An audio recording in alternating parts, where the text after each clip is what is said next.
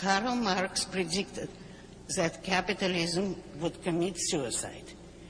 The American businessmen are carrying out that prediction. In destroying themselves, they are destroying capitalism, of which they are the symbol and product. And America, which is the greatest and freest example of capitalism man has ever reached. There is no outside power that can destroy such men and such a country. Only an inner power can do it, the power of morality. More specifically, the power of a contemptibly evil idea accepted as a moral principle, altruism. Remember that altruism does not mean benevolence or consideration for other men.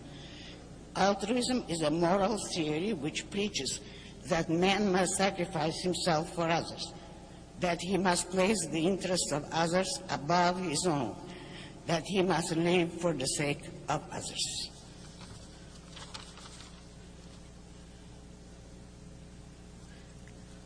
Altruism is a monstrous notion. It is the morality of cannibals devouring one another. It is a theory of profound hatred for man. I seem to have competition here. I'll let you go first.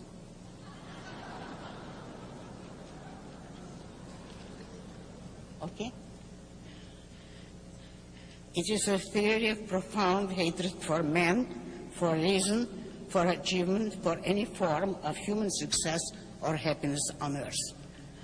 Altruism is incompatible with capitalism and with businessmen. Businessmen are a cheerful, benevolent, optimistic, predominantly American phenomenon. The essence of their job is the constant struggle to improve human life, to satisfy human needs and desires, not to practice resignation, surrender, and worship of suffering. And here is the profound gulf between businessmen and altruism.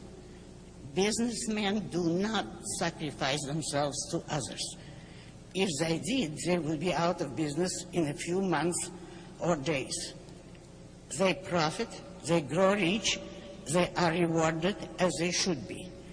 This is what the altruists, the collectivists, and other sundry humanitarians hate the businessmen for, that they pursue a personal goal and succeed at it. Do not fool yourself by thinking that altruists are motivated by compassion for the suffering. They are motivated by hatred for the successful. The evidence is all around us.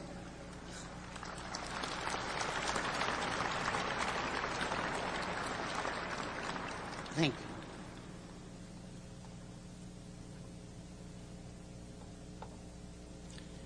The evidence is all around us, but one small example sticks in my mind as extremely eloquent.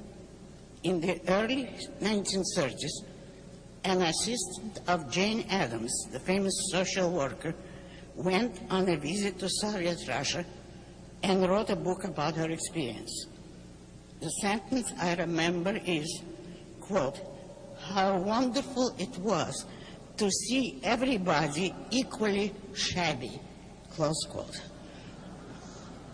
If you think that you should try to appease the altruist, this is what you are appeasing.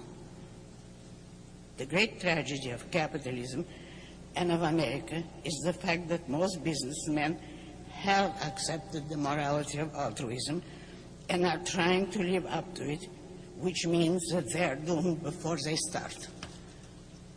Another contributory evil is the philosophical root of altruism, which is mysticism, the belief in the supernatural, which preaches contempt for matter, for wealth, well-being, or happiness on earth. The mystics are constantly crying appeals for your pity, your compassion, your help to the less fortunate, yet they are condemning you for all the qualities of character that make you able to help them. Evil theories have to rely on evil means in order to hold their victims. Altruism and collectivism cannot appeal to human virtues. They have to appeal to human weaknesses. And where there are not enough weaknesses, they have to manufacture them.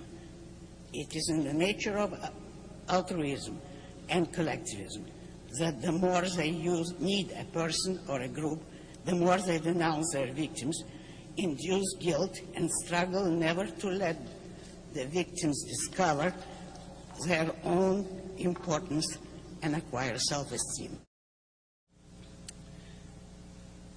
Every kind of ethnic group is enormously sensitive to any slight.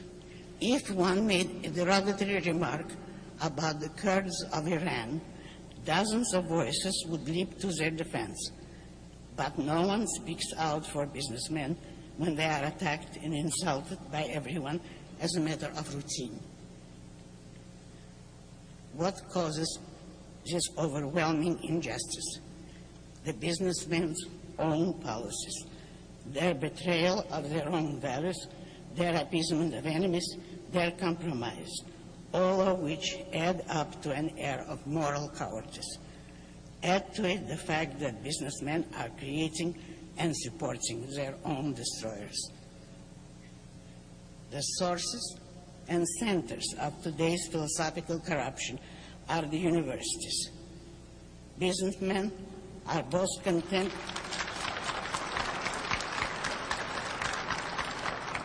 Thank you.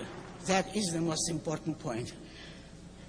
Businessmen are both contemptuous of and superstitiously frightened by the subject of philosophy. There is a vicious circle involved here. Businessmen have good ground to despise philosophy as it is taught today, but it is taught that way because businessmen have abandoned the intellect to the lowest rung of the unemployables.